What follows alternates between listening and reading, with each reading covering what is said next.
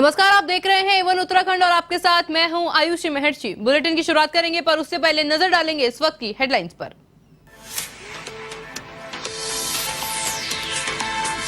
रक्षा राज्य मंत्री अजय भट्ट और रक्षा सचिव से मिलकर आप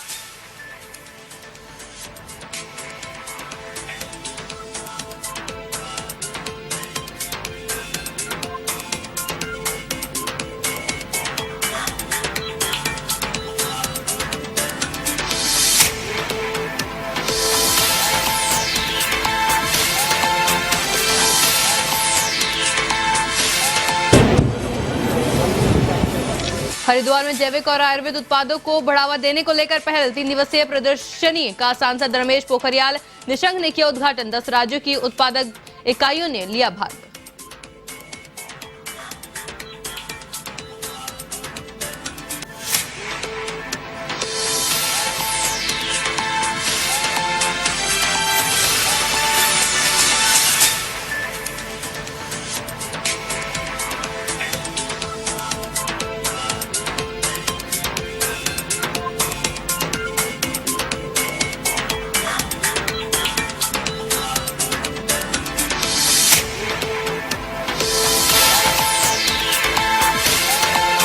काशीपुर ऑपरेटिव सोसाइटी में भर्तियां और लाखों के घोटाले मामले में सुनवाई। हाईकोर्ट ने समिति के सभी लोगों को जारी किया नोटिस।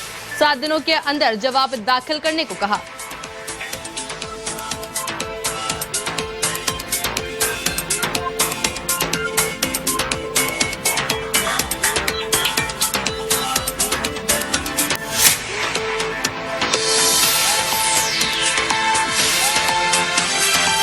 उत्तराखंड में मिलेगी मौसम की सटीक भविष्यवाणी। 6 नए डॉपलर रडार होंगे स्थापित। पहाड़ी और मैदानी क्षेत्रों में मौसम की जानकारी को लेकर मिलेगी मदद।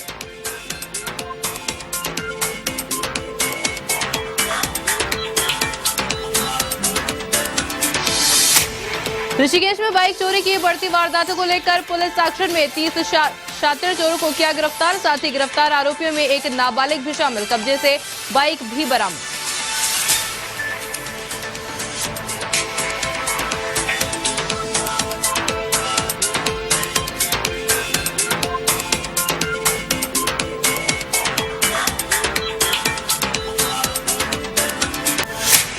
तो चलिए हम नजर डाल लेते हैं खबरों पर विस्तार से। अग्निवीर भर्ती में जारी विसंगतियों को लेकर राज्यसभा सांसद नरेश बंसल ने रक्षा मंत्री राजनाथ कोविंद को पत्र लिखा और रक्षा राज्य मंत्री अजय भट्ट और रक्षा सचिव से मिलकर ये मुद्दा उठाया। उन्होंने कहा कि जल्द उत्तराखंड के युवाओं को भर्ती में पहले की तरह छूट मिलेगी। सांसद नरेश बंसल ने कहा कि अगर रक्षा मंत्री से मिलने का समय मिला तो वह व्यक्तिगत रूप से भी इस जनहित के मुद्दे को उठाएंगे। वहीं उन्होंने राज्य मंत्री अजय भट्ट से भेंट कर भर्ती में जारी विसंगतियों को तत्काल दूर करने की मांग की, जिस पर भट्ट ने तुरंत सचिव रक्षा को बुलाकर इस पर कार्रवाई के लिए निर्देशित किया और रक्षा राज्य मंत्री ने आश्वासन दिया है कि सैन्य धाम उत्तराखंड के युवाओं के हितों की अनदेखी नहीं की जाएगी।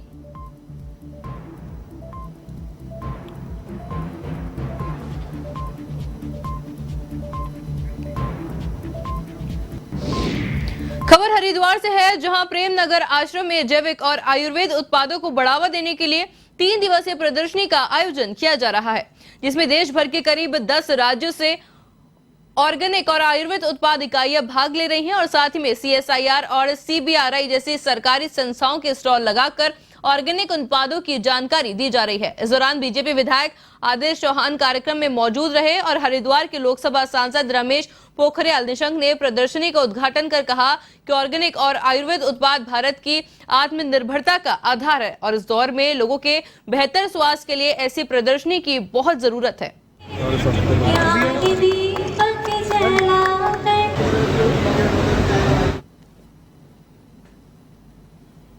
मकसद यही है कि हमारा जो जीवन है वो कैसे ऑर्गेनिक की तरफ जाए। आज के टाइम में हर चीज़ में पेस्टिसाइड, फर्टिलाइज़र, केमिकल इसका अधिक मात्रा में यूज हो रहा है, तो मानव जीवन पे इसका बहुत बड़ा असर हो रहा है। लेकिन हमारा मकसद ये है कि इस प्रदर्शनी से लोगों में एक जागरूकता बढ़े। मुझे आज खुशी है कि आज यहाँ पर ये आत्मनिर्भर भारत की उस दिशा में जो यहाँ का आयुर्वेद है, यहाँ की जैव विविधता है, यहाँ का ऑर्गेनिक, क्योंकि पूरी दुनिया और देश इस महसूस कर रहा कि ये जो मनुष्य है, इसके जो खाद्यान्न है उसके कारण ये इसका बहुत कठिनाई का जीवन होता जा रहा है। उसको कठिनाई से मुक्तता दिलाना, आत्मनिर्भरता को खड़ा करना, गांव से लेकर के और लोकल से ग्लोबल तक जाने का अभियान लेना, ये जो मुहिम है आज आपने देखा कितनी अच्छी प्रदर्शनी लगी है। ऋषिकेश के पार्षदों ने कूड़ा निस्तारण टेंडर प्रकरण की जांच करवाकर पुनर्टेंडर प्रक्रिया कराने की मांग की। पार्षदों ने कहा कि अगर उस प्रकरण में कुछ कांग्रेसी पार्षद सरकार को बदनाम कर रहे हैं, साथ ही सरकार द्वारा कूड़ा निस्तारण के लिए धन का आवंटन नहीं किया जाने का आरोप भी लगा रहे हैं। इसको लेकर कैबिनेट मंत्री डॉक्टर प्रेमचंद अग्रवाल ने निस्तारण को लेकर आवाज उठाई है और कूड़ा निस्तारण के लिए धन की कमी नहीं आने दी जाएगी, ऐसा कहा गया है।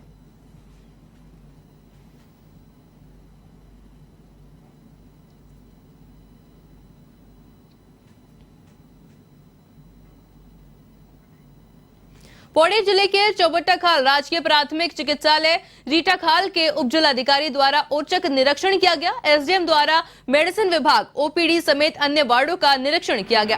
साथ ही सरकारी दवा वितरित करने का भी जायजा लिया गया। इस दौरान अस्पताल में कई कर्मचारी अनुपस्थित पाए गए, जिन पर उचित कार्रवाई करने के एसडीएम ने निर्देश दिए। तो वहीं अस्पताल में ओपीडी की संख्या में कमी पाई गई, जिन्हें बढ़ाने के लिए उपजिलाधिकारी द्वारा एमआईसी से बात की गई।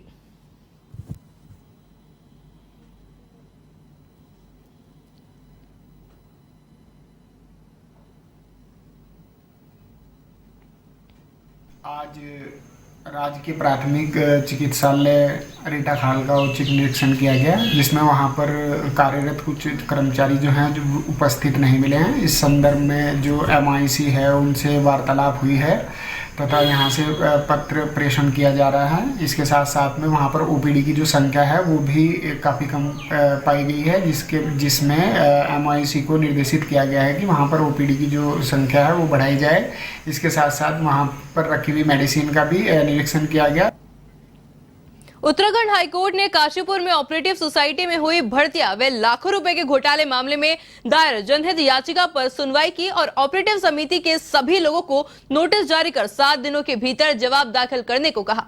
मामले की सुनवाई के लिए अगले सप्ताह की तिथि निर्धारित की गई है। तो वहीं याचिकाकर्ता ने प्रकरण में दोषी लोगों के खिलाफ जांच करने की मांग की है।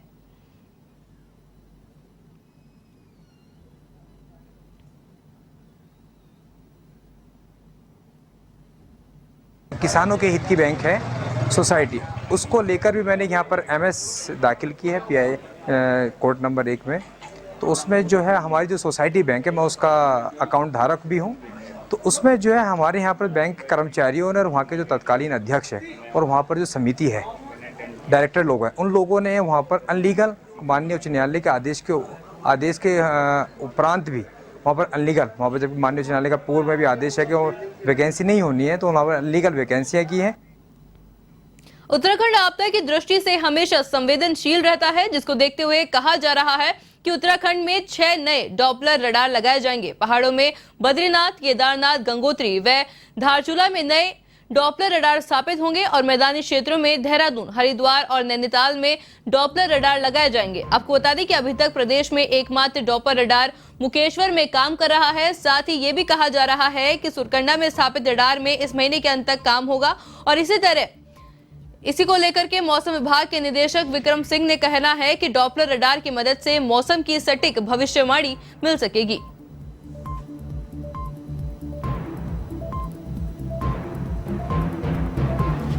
कि अभी जैसे 3-4 दिन से बारिश थोड़ी कम हुई है, तो एकदम तो नहीं होता है चीज़ें, लेकिन जैसे अब मैंने बताया कि 27 से आगे जो है 29-30 तक जो है ठीक है एक्टिविटी, बल्कि 1-2 तारीख तक वो रहने वाली है और थोड़ी ज़्यादा एक्टिविटी कुमाऊं रीजन में भी दिख रही है।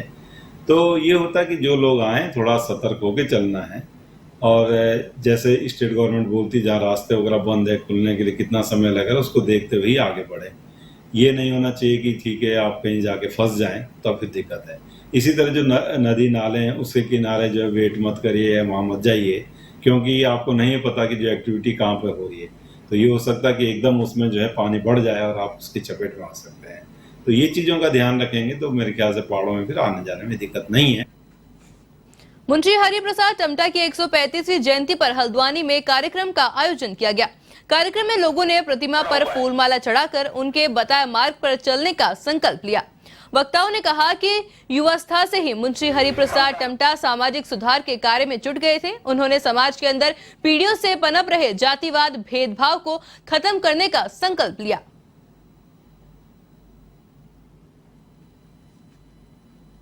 बाबा साहब अम्बेडकर ने भारत को समता, स्वतंत्रता, बंधुत्व और न्याय पर आधारित देश दिया है और मुंशी हरिप्रसाद टमटा जी भी उसी तर्ज पर उत्तराखंड में समता, स्वतंत्रता, बंधुत्व और भाईचारा, न्याय पर आधारित समाज चाहते थे। राय बहादुर हरिप्रसाद टमटा जी की आज 135वीं जयंती मनाई जा रही है। जैसा कि हम सब जानते हैं कि बड़ी धूमधाम से विगत दशकों से यहाँ पर इनकी जयंती का आयोजन होता है, क्योंकि उनका समाज के प्रति समर्पण भाव और समाज के लिए किए गए। हरिद्वार कॉर्पोरेट प्रशासन ने हिंसक बने बाघ को ट्रैकुलाइज करने के लिए सीनियर वेटनरी टीम को बुलाया। आपको बता दें कि रामनगर में मोहन क्षेत्र में हिंसक हुए 2 बाघों को पकड़ने की अनुमति कॉर्पोरेट प्रशासन से मिल चुकी है, लेकिन घटना के 38 से ज्यादा दिन बाद भी बाघ अभी भी वन विभाग की पकड़ से बाहर है। सीटीआर निदेशक धीरज पांडे ने बताया कि बाघ को ट्रैकुलाइज करने के लिए कॉर्पोरेट के एक्सपर्टों के साथ ही हरिद्वार के चिड़ियापुर रेस्क्यू सेंटर से भी अनुभवी सीनियर वेटरनरी ऑफिसर को बुलाया है। आप लोग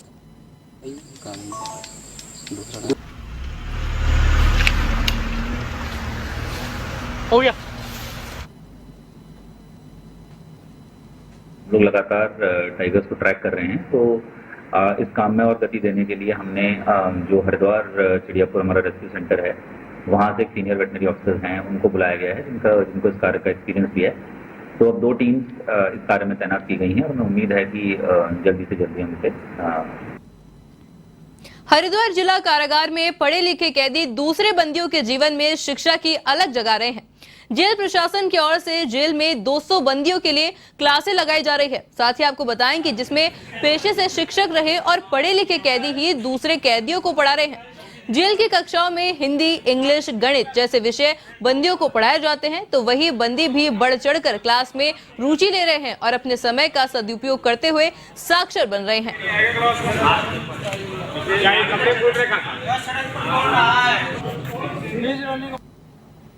उसको जो है हमारे बंदीगढ़ जो हैं छात्र के रूप में जो है यहाँ शिक्षा प्राप्त कर रहे हैं। इसमें से लगभग 100 ऐसे हैं जिनको अक्षर ज्ञान नहीं था और उनको अक्षर ज्ञान जो है यहाँ जो क्लासेस चल रही हैं उसके माध्यम से दिया जा रहा है।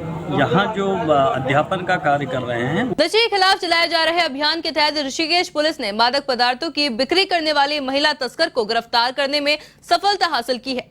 ये सफलता पुलिस को तब मिली जब मुखबिर ने पुलिस को सूचना दी कि काले की ढाल सपेरा बस्ती की खुशी उर्फ माया के पास स्मैक बताई जा रही है। सूचना मिलते ही पुलिस मौके पर पहुंची और पुलिस को देख खुशी उर्फ माया डर कर भागने लगी, जिसे महिला पुलिसकर्मियों ने कुछ दूरी पर घेराबंदी कर रोक लिया। तलाशी लेने पर खुशी के कब्जे से 10 ग्राम स्मैक की पुड़िया बरामद की गई और चरस के काम में लगे हुए हैं और काफ़ी बेचने की घटनाएं प्रकाश में आ रही थी। इस संबंध में नशे के विरुद्ध कार्रवाई किए जाने के लिए जो अभियान हमारे द्वारा चलाया जा रहा है, उसके अंतर्गत चौकी इंचार्ज IDPL SI मैठाणी ने एक महिला को संदेह के आधार पर अचानक गिरफ्तार किया, जिस माया नाम की महिला है, जिसके पास से 10 ग्राम स्मैक बरामद हुई है। ऋषिकेश में बाइक चोरी की बढ़ती वारदातों को रोकने के लिए पुलिस एक्शन मोड में आ गई है। आपको बताया पुलिस ने कार्रवाई करते हुए 3 शातिर चोरों को गिरफ्तार कर लिया। गिरफ्तार चोरी के आरोपियों में एक नाबालिग भी शामिल है। पुलिस ने आरोपियों को न्यायालय में पेश किया, जहां कोर्ट ने उन्हें जेल भेज दिया, जबकि नाबालिग आरोपी को पुलिस संरक्षण में रखा गया है। पुलिस ने आरोपियों के कब्जे से चोरी की 2 बाइक भी बरामद की है।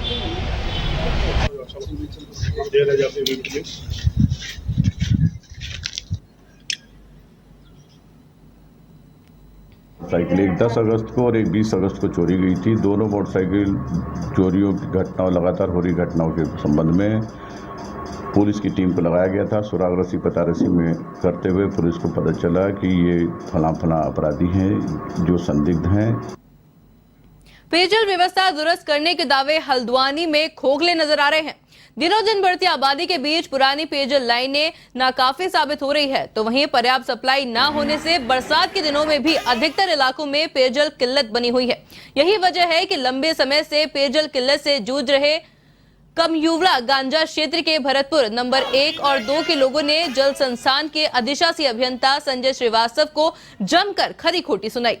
गुस्साई महिलाओं ने कहा कि जल संस्थान के अधिकारी सिवाय कोरे आश्वासनों के कुछ नहीं करते।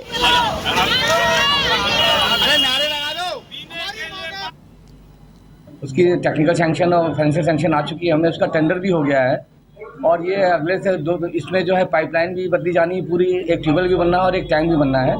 ये योजना बनने के बाद इनकी प्रॉब्लम सॉल्व हो जाएगी। सबसे पहले हम लोग ट्यूबवेल बोर करेंगे, तो ट्यूबवेल जैसे ही बोर करेंगे अगले 5-6 महीने में इनके पानी की समस्या सॉल्व हो जाएगी। तब तक ये इन्होंने चाहा है कि ट्यूबवेल का टाइम 2 घंटे और बढ़ाया जाए, वो हम बढ़ा देंगे, उसमें हमें कोई दिक्कत नहीं है। सबसे पहले तो पानी की समस्या है, यहाँ पानी की बहुत दिक्कत है। हमें 2-3 साल से हम परेशान हो रखे हैं। पानी खोलते हैं, पता नहीं पानी किधर को खोलते हैं, कुछ समझ में नहीं आता है। पहले रूटीन थोड़ा ठीक था, तो अभी इन्होंने बिल्कुल सुबह के टाइम 1.5 घंटा कर रहे हैं पानी का, उसमें आधा घंटा हमारे पाइपों को भरने में लग जाता है। लंबे समय से भरतपुर नंबर 1 विशेषकर, उसके अलावा भरतपुर नंबर 2 कमलवा गाजा क्षेत्र के लोग यहाँ पर आए हैं। वहाँ पे कम से कम 150 से अधिक घर बन चुके हैं और लंबे समय से पेयजल की समस्या से जूझ रहे हैं। वहाँ पर बहुत कम पानी और बहुत छोटी लाइनें हैं, उसमें भी 1-1.5 घंटे पानी दिया जाता है। वो किसी को मिलता है, किसी को नहीं मिलता है, बिल सबके आते हैं। रामनगर में ग्राम क्यारी खाम में स्थित खिचड़ी नदी में पानी का बहाव अचानक बढ़ने के बाद इस गांव का संपर्क टूट गया, जिसके चलते ग्रामीणों के आगे एक गंभीर संकट उत्पन्न हो गया। संपर्क मार्ग टूट जाने के बाद ग्रामीणों ने शासन व प्रशासन के खिलाफ भी अपनी नाराजगी व्यक्त की। साथ ही आपको बताया, इस क्षेत्र में रहने वाले पूर्व उप प्रधान विनोद बुंधानी ने बताया कि लगातार हो रही बारिश के कारण नदी का जलस्तर अचानक बढ़ गया और नदी के पास से गुजर रहे गांव को जाने वाला संपर्क मार्ग टूट गया। उन्होंने अधिकारियों से समस्या का समाधान शीघ्र करने की मांग की है।